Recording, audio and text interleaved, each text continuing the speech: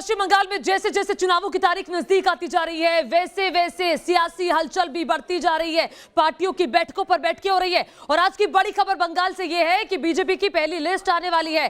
60 उम्मीदवारों के नामों का ऐलान जल्द हो सकता है। आपको बता दें, पहला फेज 27 तारीख को है, 30 सीटों पर चुनाव है। दूसरे फेज में भी 30 सीटों पर ही वोट डाले जाएंगे, यानी कि जो पहले दो फेज है, पहले दो फेज में 60 सीटें और 60 सीटों के लिए ऐलान आज हो सकता है। कुछ ही देर में बंगाल बीजेपी कोर ग्रुप की बैठक होगी।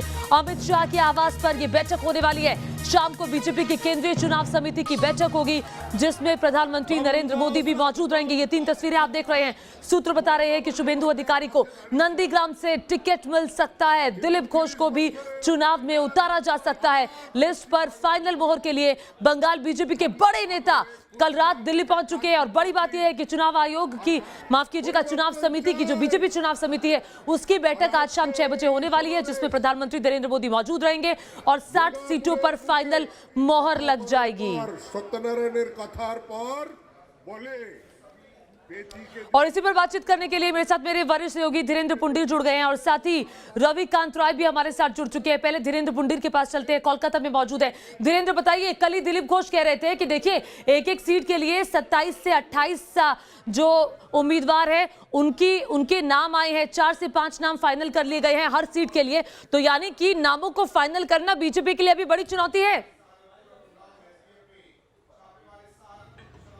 देखिए, लगातार जिस तरह से हम देख रहे हैं कि बीजेपी की तरफ जिस तरह से लोगों को झुकाव लग रहा है, ऐसा वहाँ के लोगों का, चूंकि जो पॉलिटिकल मूव है बहुत तेजी से बढ़ रहा है, जिस तरह शिफ्टिंग हो रही है, जिस तरह से टीएमसी के लगभग 19 विधायक अभी तक बीजेपी ज्वाइन कर सके हैं, चूंकि हर पूरे इलाके से आपको दिखेगा कि मूवमेंट है, तो उसको लेके लगातार टिकटार्थियों की संख्या जो हम दूसरे राज्यों में देखते हैं कि जब सत्ता की तरफ कोई ऐसा लगता है कि झुकाव हो रहा है जनता का, तो उस तरफ काफी लोग भागते हैं। तो बीजेपी को यहाँ काफी ज्यादा संख्या में टिकटार्थी मिल रहे हैं और हालत यह है कि हर जगह वहाँ टिकट के लिए कड़ा मुकाबला है। जो वहां से बाहर दूसरी पार्टियों से जिन्होंने ज्वाइन किया, इसके साथ साथ लगातार बहुत एक बड़ा तबका है जो इस बात की तरफ इशारा कर रहा है कि जो लगातार अरसे से वहां बीजेपी के लिए मेहनत कर रहे थे उनको प्रेफरेंस दिया जाए, लेकिन एक पार्टी का जो दूसरा तबका है वो विनेबिलिटी फैक्टर को देखना चाह रहा है। इसीलिए हर एक सीट पर आपको 4 से 5 नाम ऐसे मिल रहे हैं जो काफी गंभीरता के साथ जिन पर चर्चा होगी। बिल्कुल, देखिए कोलकाता में, पूरे पश्चिम बंगाल में नजरें हैं। ये जो लिस्ट आने वाली है बीजेपी की, और हलचल दिल्ली में होगी। रविकांत राय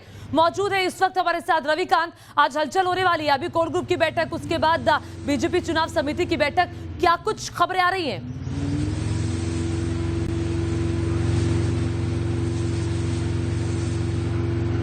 देखिए, कल रात ही बंगाल बीजेपी के जितने भी बड़े नेता हैं वो दिल्ली पहुंच चुके हैं और अब से कुछ ही देर बाद यानी 11 साढ़े 11 के बीच में केंद्रीय गृह मंत्री अमित शाह के आवास पर बंगाल बीजेपी के कोर ग्रुप की महत्वपूर्ण बैठक होने वाली है। उम्मीद यही की जा रही है कि 9 तारीख नामांकन का आखिरी डेट है पहले फेज के लिए और दूसरे फेज के लिए 12 तारीख, यानी पहले और दूसरे चरण में भारतीय जनता पार्टी अपने उम्मीदवारों के नाम का ऐलान कर देगी। सबसे महत्वपूर्ण बात यह है कि ममता बनर्जी ने इस बात का ऐलान किया है कि वो नंदीग्राम से चुनाव लड़ने जा रही है। ऐसे में बीजेपी उनको टक्कर देने के लिए किस रथी को वहां से चुनाव मैदान में उतारेगी। चर्चा इस बात की प्रबल है कि शुभेंदु अधिकारी को भारतीय जनता पार्टी उनके खिलाफ उतार सकती है। अभी तक चुनाव समिति की बैठक में जितने भी नाम आते हैं ज्योति, वो फाइनल आते हैं। यहाँ पर कोई भी 3-4 नाम लेकर नहीं आ रहा है, क्योंकि कल दिलीप घोष ने कहा कि हम जा रहे हैं और पहले और दूसरे चरण में जितने भी उम्मीदवार हैं उनके नामों पर मुहर लग जाएगी। पार्टी अपना तो बहुत बड़ी जानकारी रविकांत राय दे रहे हैं कि ममता के खिलाफ शुभेंदु अधिकारी को नंदीग्राम से उतारा जा सकता है। इस बीच एक और बड़ी खबर आ रही है टिकट बंटवारे को लेकर। ममता के घर पर बैठक है आज, और आज ही ममता के घर उम्मीदवारों को लेकर जो बैठक होने वाली है उसमें 294 सीटों पर उम्मीदवारों का ऐलान भी संभव है। और ये ऐलान जो संभव है ये कल होगा। कल ये ऐलान संभव है। 11 तारीख को हल्दिया में नामांकन करेंगी ममता बनर्जी। धीरेन्द्र पुंडीर लगातार कोलकाता से हमारे साथ बने हुए हैं। तो धीरेन्द्र, 294 यानी कि पूरी सीटों के लिए कल ऐलान संभव है टीएमसी का?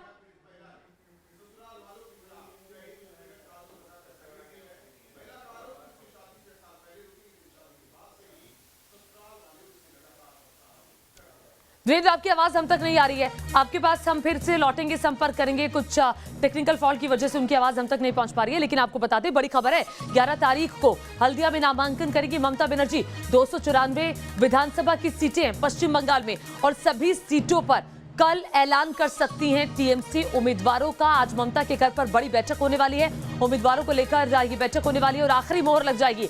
आखिरी मोहर के बाद ऐलान होगा कल, जो कहा जा रहा है। लेकिन इस बीच बंगाल में एक बड़ा फैक्टर काम कर रहा है, और वो जो फैक्टर है वो है मुस्लिम फैक्टर। बंगाल में जहां लगातार विधानसभा चुनाव को लेकर सरगर्मी तेज है, तो वहीं आईएसएफ चीफ अब्बास सिद्दीकी और चाचा तोहा सिद्दीकी में सियासी जंग छिड़ी हुई है। देखिए न्यूज नेशन की एक्सक्लूसिव रिपोर्ट। देखिए, मेरा मानना है वो मेरा चाचा है, बुजुर्ग है। वो चप्पल खुल के हमको मार सकते क्योंकि लड़का है, हम तो खुल के उसको नहीं मार सकते क्योंकि हम उसका लड़का है। तो फिर भी मेरा मानना है, मेरे चाचा के बारे में तो हम कुछ नहीं बोलते हैं। मेरे चाचा को पसंद है टीएमसी, इसीलिए चाचा टीएमसी कर रहे हैं।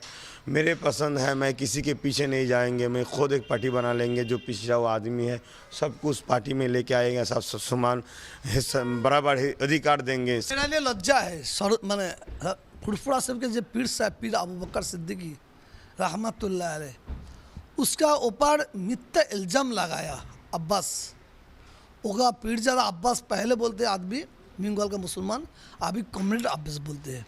और 1951 साल तक देश का संविधान बनाया, और 1952 साल पहले चुनाव हुआ।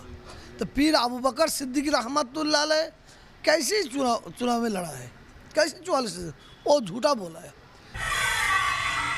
वो पहले दिन से बोल के आ रहे हैं, वोट के टाइम तुम लोगों को ऐसा झूठा केस में फंसा के जेल में घुसा देंगे, तुम क्या कर लोगे, तुम तो जेल में रहोगे, वोट कौन करेगा। यही एक नाटक है टीएमसी का, क्योंकि इन लोगों का डर है ये लोग ख़त्म होने जा रहे हैं। इस चीज़ के सिवा उन लोगों को कोई काम नहीं। और प्रशासन देखिए, उनके ऊपर तो हमारा कोई हुक्म जारी करना है हम गलत समझते हैं, फिर भी हम बोलेंगे इंसान के नाते ज़रा सोच समझ के चलिए, नहीं ये जो दोस्ती है दोस्ती एक दिन टूट जाएगा। जब आसमान में मेघ आएगा ना, लोग बोलते हैं बारिश हो गई, हम लोग बारिश हो गया नहीं बोलेंगे, मालूम होता होगा, मालूम होता होगा।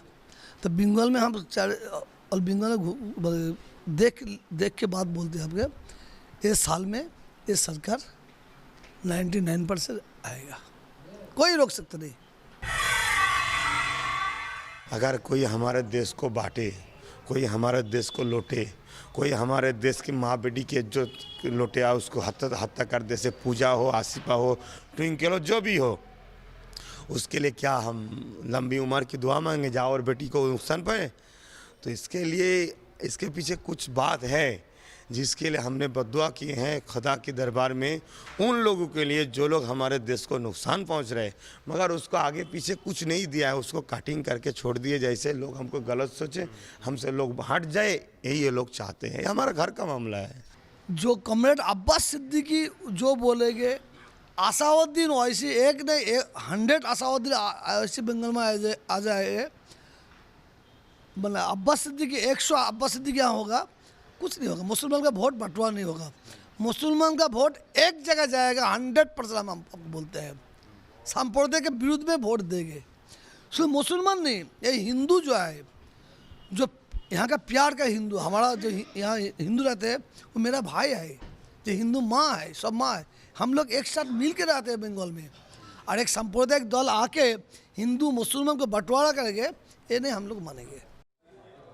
और देखिए बंगाल की लड़ाई कैसे टिकटों पर आई नजर हमारी लगातार बनी हुई है। जैसे बीजेपी की बैठक होगी, नामों का ऐलान होगा, सबसे पहले न्यूज नेशन आप तक खबर पहुंचाएगा।